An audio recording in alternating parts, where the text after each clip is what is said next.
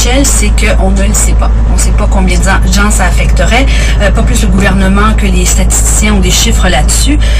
L'appartenance à une religion, on n'en tient pas compte dans les études qu'on mène, même au sein du gouvernement. Encore moins, donc, comment on l'affiche. La raison est assez simple, et de l'aveu même du gouvernement du Québec, de son Conseil du Trésor, c'est que c'est interdit de faire ce genre de profilage au sein de l'appareil public. Ça serait tout simplement discriminatoire. D'abord, ça contrevient à la Charte des droits de la personne, donc question d'accès et d'égalité à l'emploi. Et déjà là, cet aspect-là, ça augure mal pour la suite des choses de cette charte. Donc, impossible de trouver ces informations précises. Les syndicats n'ont pas les chiffres, les collèges professionnels et les agences publiques non plus. Et le gouvernement Marois n'a pas mené d'études d'impact sur ça, comme ça se ferait pour à peu près n'importe quelle autre loi mise de l'avant par les gouvernements pour mesurer les éventuelles conséquences. Mais la réponse qu'on nous donne, c'est non. On a demandé au bureau du ministre Bernard Drinville s'il en avait une idée du nombre de personnes que ça va toucher, cette politique. Combien de gens au Québec, dans l'appareil public, parapublic y compris, portent un symbole religieux au travail. On nous répond d'abord que c'est une étude qui serait beaucoup trop laborieuse. Alors, ça n'a pas été fait. Il est là, Michel, le premier problème selon des chercheurs à qui nous avons parlé. Là, je parle des chercheurs qui passent leur vie, leur journée à étudier la religion, sa place dans la société, l'intégration au Québec. Quel sera l'impact réel de cette charte si elle voit le jour sur la main-d'œuvre au Québec? Là, on parle de gens qui se lèvent le matin et vont travailler, ou ceux qui cherchent du travail aussi désespérément. Je vous invite à écouter les commentaires de Frédéric Castel, il est chercheur. Le fait qu'ils aient pas prévu le coup, qu'ils aient pas anticipé, c'est surtout ça qui est inquiétant. Pas anticiper quoi? Ben, pas anticiper le nombre de chômeurs potentiels, le nombre de femmes qui seraient sans travail, le nombre de médecins qu'on pourrait perdre. En ce qui concerne les agents de l'État comme tel, il n'y en a pas tant que ça. Par contre, ils sont beaucoup plus nombreux au parapublic. Et là, l'inquiétude dans le parapublic est énorme parce que c'est là où on a énormément embauché de médecins, d'infirmières, de juristes, d'éducatrices, absolument, d'enseignants. Mais est-ce que le gouvernement n'a pas le devoir au moins de planifier une solution de rechange? C'est des métiers où il y a des pénuries? Alors, le noyau dur, vous venez de le sous-entendre, c'est le chômage. Hein? C'est le choix entre porter un symbole ou le chômage. Alors, qu'est-ce qu'on fait avec les gens qui, pour une raison ou pour une autre, décident de chômer? Quand on pense à la communauté musulmane qui est chômeuse à 30%, ben là, le taux de chômage ne peut qu'augmenter dans ces circonstances-là, alors que, autrement dit, il y a même une situation kafkaïenne. C'est que les communautés chômeuses, comme les Maghrébins qui sont venus en grand nombre, sont devant un problème majeur et ont demandé au gouvernement antérieur libéral et au présent gouvernement péquiste, ben aidez-nous dans le chômage, trouvez-nous des solutions pour travailler, et le seul projet qui est sur la table qui fait l'objet d'un débat, c'est un projet qui ne peut qu'augmenter les chômeurs. À défaut de chiffres précis qui confirment, on peut quand même deviner que les gens les plus affectés par cette charte-là, ce seraient les femmes musulmanes qui portent un voile. Oui, c'est sans surprise. D'ailleurs, ça se voit à l'œil nu, si je peux le dire comme ça. Si vous avez un enfant en CPE, vous avez sûrement remarqué qu'elles sont nombreuses, les femmes à porter le voile. Juste aller dans un hôpital à Montréal. Aller à l'hôpital, les préposés, les infirmières aussi sont souvent des femmes voilées. Le ministre Bernard Drinville disait, je pense que c'est en entrevue avec vous d'ailleurs, que travailler dans le secteur public, c'est pas un droit, c'est un privilège. C'est un choix, en fait, avait-il dit. Sauf que souvent, c'est le seul choix, c'est la seule possibilité. Je vous donne l'exemple des femmes musulmanes bien éduquées dans leur propre pays qui arrivent ici, mais dont le diplôme n'est pas reconnu, que ce soit en médecine, en ingénierie, etc. Elles se recyclent au Québec là où c'est possible et là où c'est rapide. Et ces secteurs-là, c'est l'éducation, c'est la santé. Il y en a plusieurs qui sont propriétaires de CPE d'ailleurs. Est-ce que le Québec peut se permettre de les perdre, ces femmes-là, sans oublier qu'il y a pénurie au Québec d'éducatrices pour la petite enfance. On l'a entendu dans les manifestations qu'on a vues au début de l'été. Est-ce que le gouvernement a prévu une solution si jamais ces gens-là décident de quitter leur poste? Parce que ce sont des postes que qui sont difficiles à combler, c'est pas les postes les mieux payés, c'est pas les meilleures conditions de travail.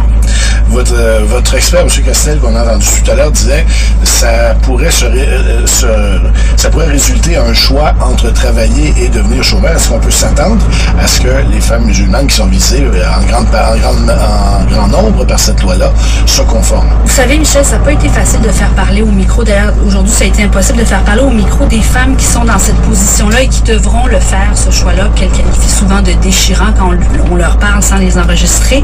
Certaines le feraient probablement, mais pas la grande majorité. Selon Samira Louani, elle est militante pour le droit des femmes musulmanes. Ce que j'entends, la voix qui s'élève le plus fort, c'est que non, elles n'enlèveront pas leur hijab pour travailler.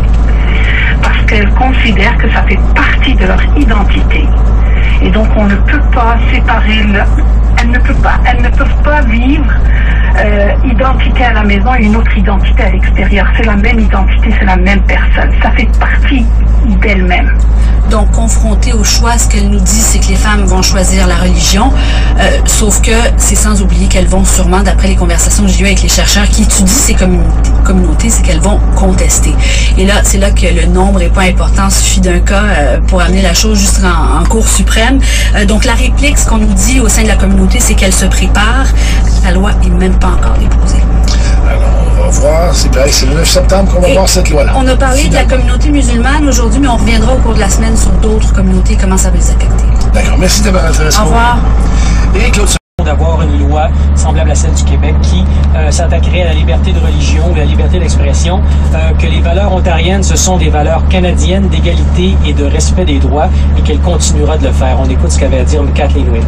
La diversité, notre ethnicité est très importante de notre province. Nous sommes forts parce que nous avons une population qui est diverse. Pour moi, l'Ontario doit être inclusif de toutes nos diversités.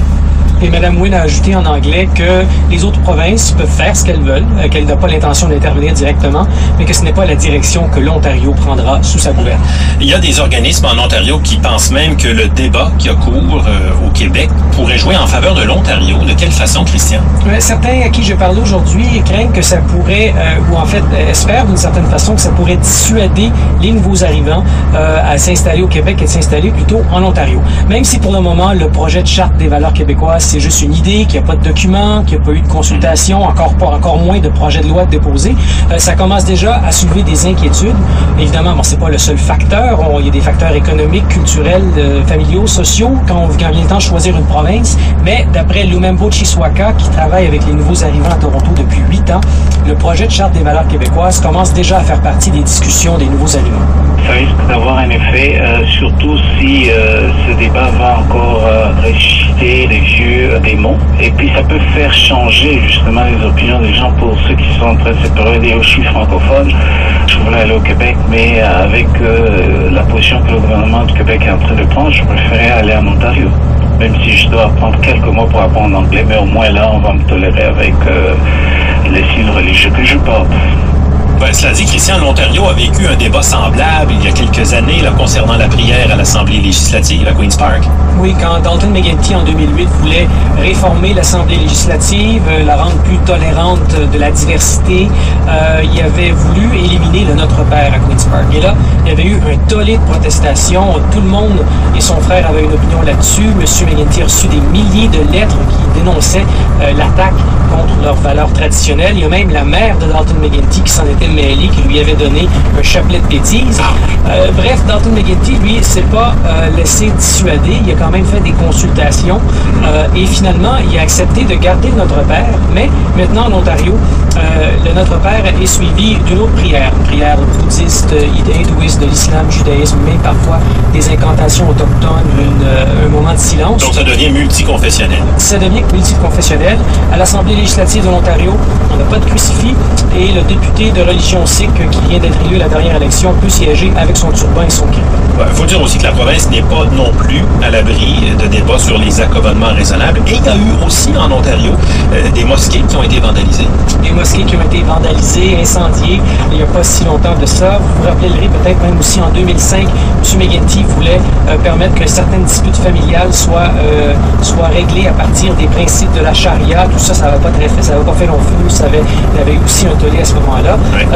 Chaque fois aussi, parfois, dans les conseils scolaires ou dans les hôtels de ville en Ontario, de façon annuelle, on se repose la question, est-ce qu'on devrait vraiment appeler ça un sapin de Noël ou est-ce que c'est un sapin du temps des fêtes? Évidemment, il y a eu ce débat-là de la dame qui voulait témoigner en Ontario avec son voile, qui avait été victime de viol, qui voulait témoigner voilée contre son agresseur, qui était aussi un membre de sa famille. Ça s'est rendu jusqu'en Cour suprême, elle a perdu. Donc l'Ontario a dû faire face à plusieurs débats d'accommodement raisonnable. La question qui est peut-être moins épineuse, c'est que la population dans la grande région de Toronto représente déjà plus de 55% de la population de diversité ethnique. En fait, il y a moins d'un Torontois sur deux qui est de type caucasien, donc peut-être que ça remet les choses en perspective.